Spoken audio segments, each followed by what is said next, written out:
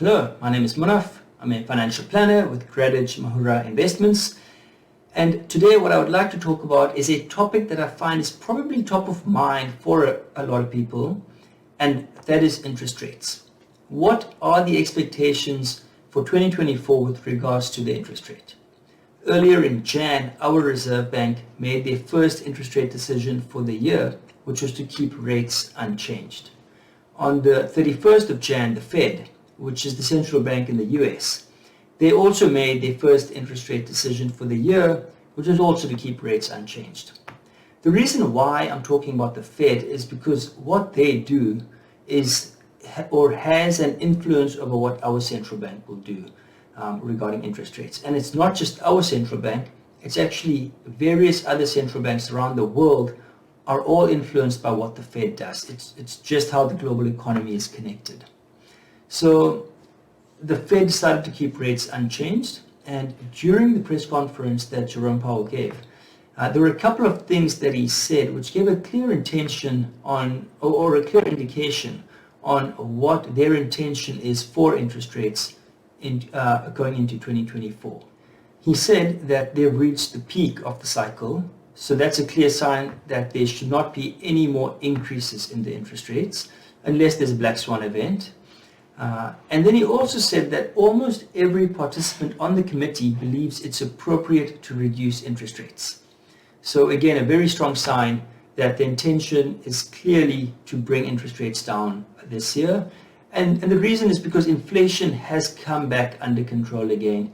It's close to what the Fed's target is in the US. Their mandate in the US is to keep inflation under control at 2% is the target, and to keep unemployment at 4%. That's the dual mandate of the Fed, and they've been able to bring inflation down to almost 2%, which gives them room to now bring interest rates down again to stimulate economic growth. Also, there was a survey done in which 21 South African asset managers took part in. A question that was asked was, when do you expect the first interest rate cut from the Fed? 50% of them said in the first half of the year, and the other 50% said in the second half of the year.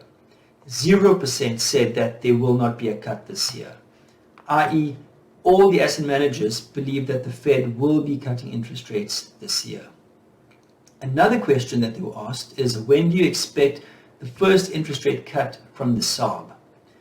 33.3% of the asset managers said in the first half, and the other 2/3, 66.7%, said in the second half of the year. And again, 0% said that the SARB will not cut interest rates this year. So it's looking very clear that interest rates should be coming down this year, which is excellent for economic growth. It's also potentially good for the Rand, but of course there's several other factors at play as well when determining the value of the Rand. But all else being equal, if the Fed brings interest rates down in the US, that has a negative impact on the dollar. It weakens the dollar. So the dollar versus the Rand should strengthen when the Fed brings interest rates down. And the reason for that is because with high interest rates in the US, people could invest their dollars in savings accounts in banks in the US and earn approximately 5% interest per annum, which is a very attractive yield to earn on a dollar savings account. So there was a lot of capital inflow into the US when they were increasing interest rates, and this of course strengthens the dollar. But as interest rates come down in the US, that interest rate that you could earn, that 5% interest rate that you could earn in a savings account at the bank, starts coming down as well, and now this capital has to go elsewhere trying to look for yield, and hence potentially leaves the US, and this weakens the dollar. However, that being said, in the same survey with the 21 asset managers, another question that was asked is, how do you expect the Rand will end in 2024? 1/3 said weaker, 1/3 said remain similarly valued, and 1/3 said stronger. So it is an even split between all three options, which, well, my takeaway from that is that it's very difficult to predict what the Rand will do. So now that we know what potentially will be happening to interest rates in 2024, what can we keep in mind when considering our personal financial planning? For one, we know that when interest rates come down, asset prices tend to increase. So property prices, equities increase in value when interest rates come down, and this is because people have more disposable income. People can now afford debt to purchase a property which they previously could not. Or companies can now invest into projects that at high interest rates would not be profitable, but at lower interest rates are now profitable. So overall, there is more economic growth and asset prices tend to increase. However, the markets are forward-looking, so a portion of this has already been priced in.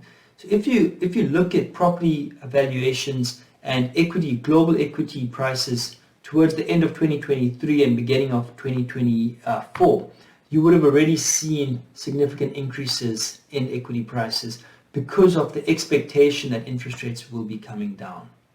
So do consider reviewing your investment asset allocation. Also, if you are going to be taking out any home loans and they give you the option between a fixed rate and a variable rate, consider what I've just shared in this video.